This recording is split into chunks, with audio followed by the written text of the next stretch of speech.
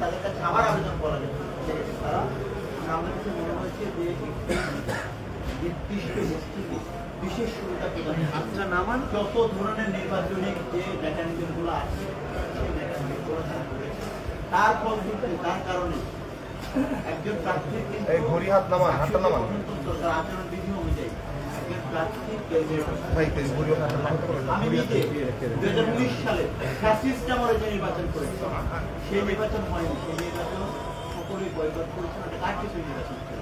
সেই কার্যকর নির্বাচন আমরা ভিতরে কেন্দ্রে যাওয়া কিন্তু এবারে আমরা দেখলাম এরকম গণ অবস্থান পরবর্তী একটা বিশেষ বাংলাদেশের বিশেষ রাজনৈতিক পরিবেশ যেখানে শিক্ষার্থীদের যে আকাঙ্ক্ষা ছিল তারা মনে করেছিল যে সকলের যে ভোটাধিকার প্রয়োগ করবে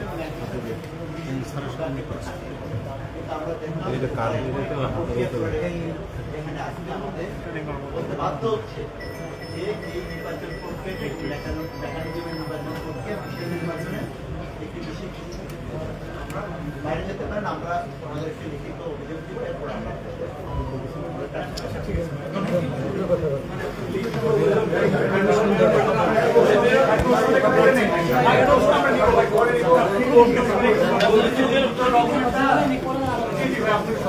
তাহলে আমরা ওইটা একটা সুবিধা দিতে পারবো।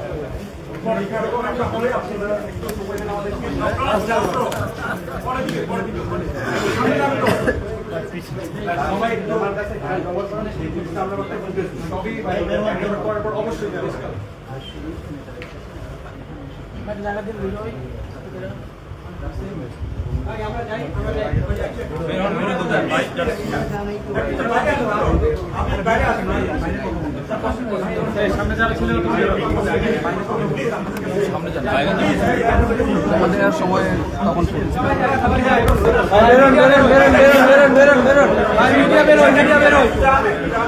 আমরা তো পাইছি ভাই মিডিয়া বের হই আমরা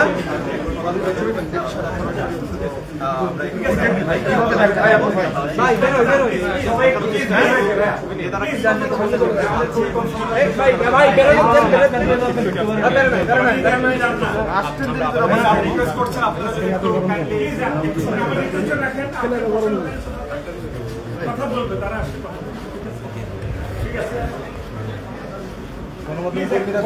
তারা বেরিয়ে যান না পরে যান বাইরে ব্রিফ করবি প্লিজ একটু বসে হ্যাঁ বসে দেখি তো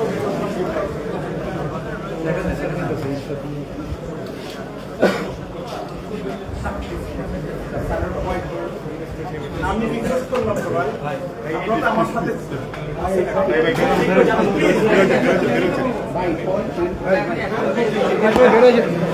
যেমনটা দেখছিলেন ছাত্রদলের প্যানেল, যে ছাত্রদল সমর্থিত যে প্যানেলটি রয়েছে সেই প্যানেল কিন্তু বিক্ষোভ মিছিল নিয়ে এসে যে রিটার্নিং অফিসার রুমে কিন্তু এসেছেন এবং তারা বিক্ষোভ করছেন এবং তার একটি লিখিত চিঠি কিন্তু এই মুহূর্তে জমা দেবেন প্রধান নির্বাচন কমিশনার বরাবর।